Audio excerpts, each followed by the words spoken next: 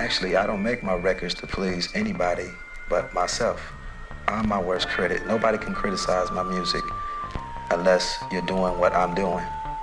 And right now, I'm at the top of the list, you know what I mean? So you cannot criticize me.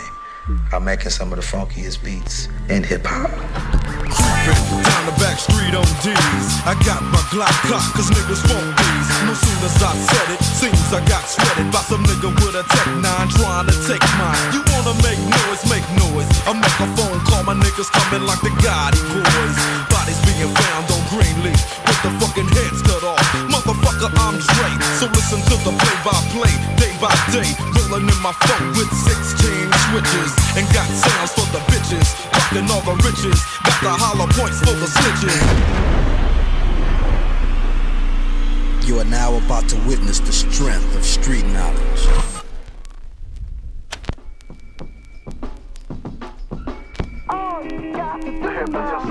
Là, on est en 1991. Dr. Dre est déjà une grande star. Avec son groupe NWA, il a d'ores et déjà marqué l'histoire du rap. Avec 3 projets disques de platine. Le groupe va populariser le gangsta rap et créer plein de polémiques autour de lui. So, you know, we got a letter from the FBI telling us about our record, Fuck the Police, and how they didn't appreciate. Mais le problème, c'est que ce groupe, Dr. Dre, veut le quitter. Pour quelle raison? Mon fric, putain! Tu m'as pris pour une matelas ou quoi? Tu veux que je passe à la maison? Tu veux que je passe chez toi? Mon fric, putain, merde! Bah ouais, parce que un an avant, Ice Cube l'avait déjà quitté pour cette même raison. Et c'est pas faute d'avoir prévenu. Certain people like Dr. Dre are finally waking up and smelling the coffee, and now they're looking for their money. Something I told them to do back in 1989. Du coup, naturellement, Dr. Dre est en colère contre Eazy et Jerry Heller, qui sont tous les deux les fondateurs du label Ruthless Records. Et qui dit fondateur dit qu'il s'occupe des contrats, ce qui fait qu'au final, il gagne beaucoup plus que les autres membres. If you're not getting treated right in a place, you're not gonna stay there.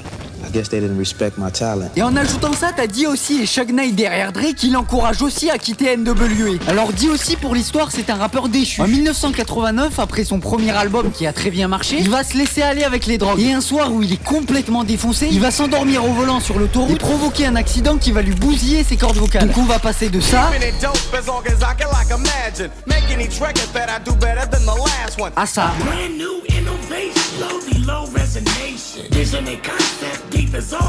Donc sa carrière prometteuse va malheureusement se terminer là-dessus. Cependant, il va toujours rester proche de Dre pour devenir son ghostwriter, car c'est connu que Dr. Dre n'écrit pas ses textes. Et ensuite, t'as Suge Knight. Alors bon, pour ceux qui le connaissent pas, il y a une vidéo de lui qui écrase 2 mecs en 4x4 sur YouTube. 28 ans de prison quand même. Donc lui, c'était le mec le plus redouté du monde du rap. Il était ami avec des membres du gang des Bloods à Compton. Et il va rentrer dans le rap en étant garde du corps grâce à sa carrure pour au final créer Death Row, label qui avait une grande ambition à l'époque.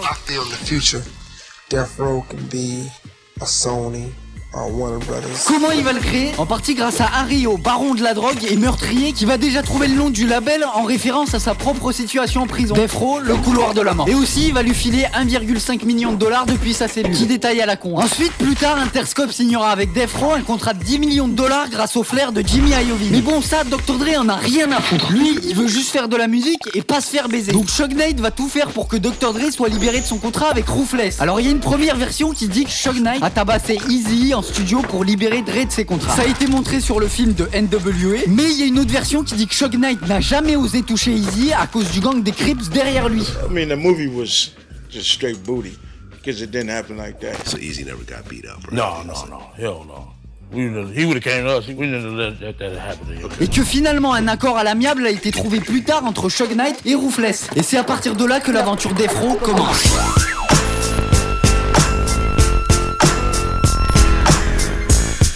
So at this point, I'm out of my contract. Or at least I think I'm out of my contract. Nous voilà en 1992. Dr. Dre va sortir son premier album classique, Duck Chronic. Très gros succès, album triple platine aux US. Kanye West s'en sert même d'échelle de valeur pour la qualité de ses albums. Dans ce projet, Dre va populariser la G-Funk, style de rap beaucoup plus harmonieux et ensoleillé que les rythmiques de l'époque, et qui va dominer les États-Unis pendant des années grâce à des artistes comme Warren G ou Nate Dogg. Le concept de la G-Funk, il est simple. Tu prends des samples de funk des années 70, notamment ceux de George Clinton. T'installes un tempo lent en ajoutant des lignes de basse. Tu rajoutes des cordes. Et même pourquoi pas t'ajoutes des instruments presque cartoonesques comme le vibra slap ou le flexatone. Et tu te sers d'un synthétiseur Moog pour la mélodie. Et avec une instrumentale aussi douce, tu fais quoi? Bah tu parles de cul, d'armes, de drogue et de ton quartier. C'est ce contraste entre la douceur de l'instrumental et les paroles crues qui va faire le succès de ce style de rap. Le problème c'est que Dre est plus producteur que rappeur. Alors il lui faut sa première star pour l'accompagner. Et pour parler de trucs sales tout en restant cool, bah y a pas mieux.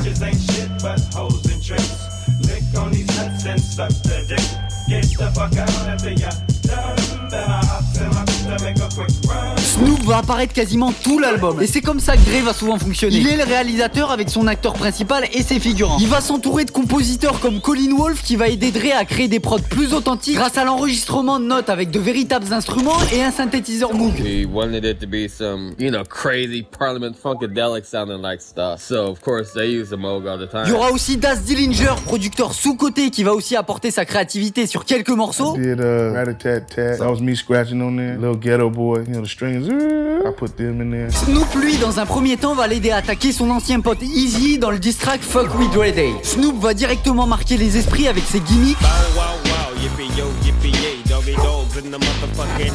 Et va malicieusement utiliser le mot biatch, semblable à bitch, au lieu de bitch censuré aux États-Unis. Le coup de maître du son, c'est que la prod est funky, ce qui a permis le passage en radio. Et dans le même temps, ça se fout de la gueule d'Eazy.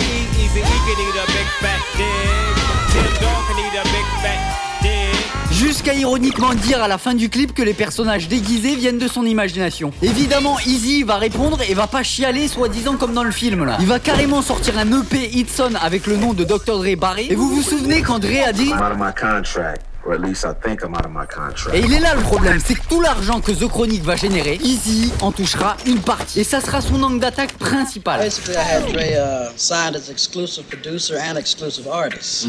So when Dre tried to make his deal over at Interscope, I was included for the next 6 years. So. En réponse au morceau Fuck With Dre Day, Eazy va lui dire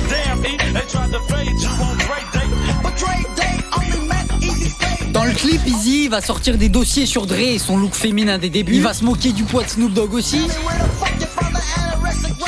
Et surtout, ce qui fera aussi très mal, c'est qu'il va l'attaquer sur une histoire de 1991.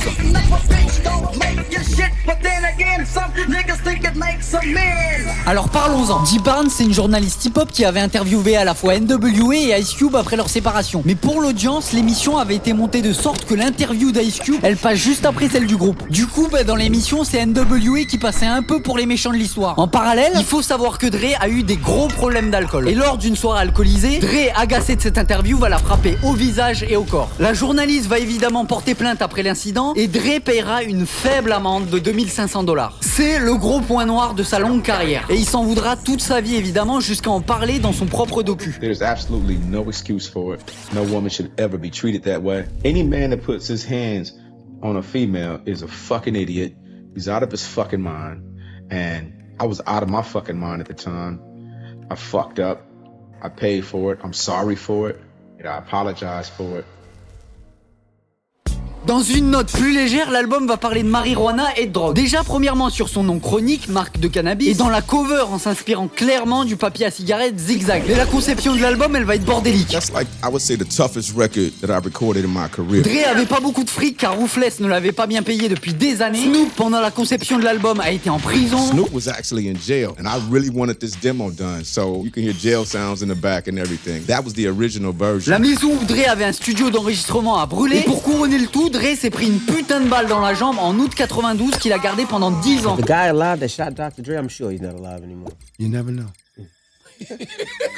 Ce côté chaotique, on va le retrouver dans le thème des émeutes de 92 à Los Angeles. Ça a un écho avec notre époque actuelle car un homme noir du nom de Rodney King sera injustement battu par 4 officiers de police qui seront reconnus plus tard innocents de brutalité policière. Alors que quand on regarde les photos et les vidéos de l'arrestation, c'est assez clair. Cette injustice, elle amènera une révolte dans tout LA et ça sera filmé par Matthew McDaniel. Et l'extrait de ce reportage ouvrira le morceau The Days... Bon, vous savez dire.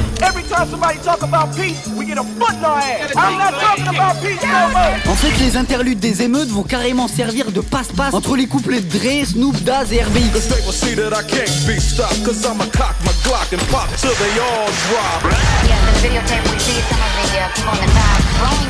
Et c'est pour ça que Dre va marquer les esprits. Pendant 4 minutes 33, je participe à une émeute à Los Angeles, en Meurthe-et-Moselle. C'est le meilleur morceau de l'histoire du rap français. Cependant, même si Dre reste engagé, cette version du morceau est en fait une version censurée de Mr. Officer. Dans ce morceau, RBX se met à la place de Rodney King et s'imagine buter les policiers en légitime défense. On peut aussi comprendre que Dre ait supprimé certaines paroles où il insulte toute l'équipe de police de LA avec son chef Daryl Gates.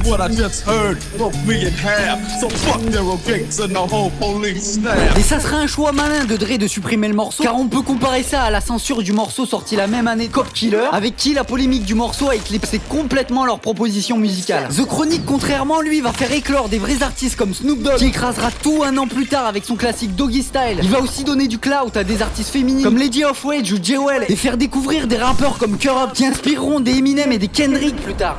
Voilà pourquoi en partie The Chronic a marqué les États-Unis et la Californie. Il compensera le fait qu'il écrit pas ses textes par son charisme au micro et sa rigueur en termes de production qui rendront ses morceaux uniques.